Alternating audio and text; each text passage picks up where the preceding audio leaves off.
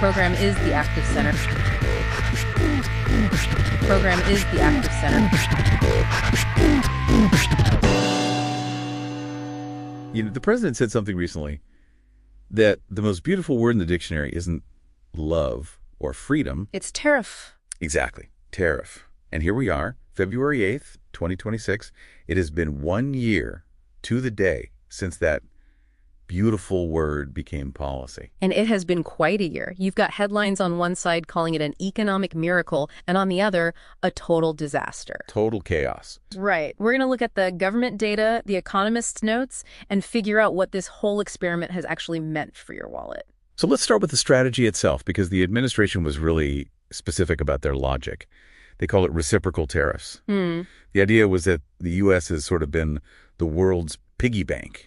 You know, letting other countries charge us high duties while we charge them next to nothing. So this was about leverage, matching them dollar for dollar. But the legal mechanism they used was the fascinating part this year. Oh, yeah.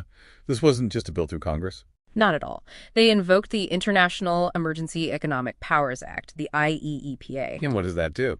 It lets the president declare a national emergency, in this case at the border, and that allows them to bypass Congress and basically slap 25% tariffs on Mexico and Canada, just like that. Directly tying trade to stopping drugs and migrants. Exactly. And if you look at the Treasury's bank account, it seems to have worked. What are the numbers? In fiscal year 2025 alone, customs duties hit $195 billion. Wow, that's a huge jump. It's a 150% jump. We're watching the government literally shift its revenue model from taxing what you earn to taxing what you buy. And the plan is to use that money to fund tax cuts. That's the plan. Secretary Besson says they're on pace for $500 billion a year. And to be fair, there is a bright spot in the data. Industrial output in those tariff-sensitive sectors is up 3.5%. So if you make widgets in Ohio, you probably had a good year. A pretty good year. But here's the thing that I can't get past. The Treasury is full of cash, right? But the Chinese or Mexican governments, they didn't write those checks. And no, they did not. So if the money's in the U.S. Treasury, it came from a bank account here, usually from the importer.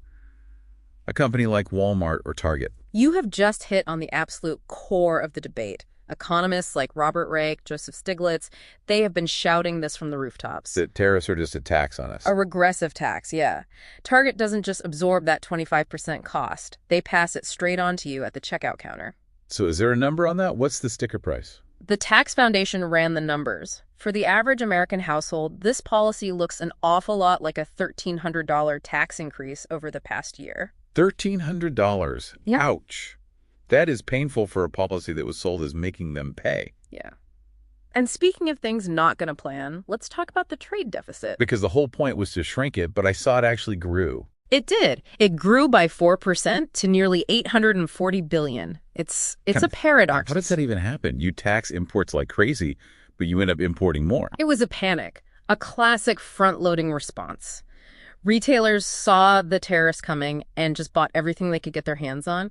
So they filled every warehouse in the country to beat the deadline. Every single one. So you got this huge artificial spike in imports that completely blew up the deficit numbers. Which explains some of the weird data. But the strangest tug of war I see is between inflation and jobs. The White House is taking a victory lap because core inflation dipped to 1.4%. It did. But there is a giant asterisk next to that number. Okay. You remember the government shutdown late last year? Vaguely. Feels like a lifetime ago. Well, when the Bureau of Labor Statistics shuts down, nobody's walking the aisles checking the price of milk. So critics argue that number is artificially low because the data collection itself was disrupted. They just stopped counting for a bit. So we might not have a clear picture. Meanwhile, the jobs outlook is less ambiguous. It is. The models are predicting a loss of nearly 500,000 full-time equivalent jobs. Which makes sense. If you're Ford and your steel just got 25% more expensive, you're probably not hiring more people for the assembly line. That's the trade-off. You get the revenue, but you squeeze your own industries. Nancy Sleeton at Northwestern says the real killer here is just the uncertainty. Businesses are freezing investment because they don't know if these tariffs are here to stay. Which brings us to the, what you might call the House of Cards scenario. We mentioned IEEPA earlier. That emergency power. It's sitting in front of the Supreme Court right now. And this is the big one. This is the $90 billion question.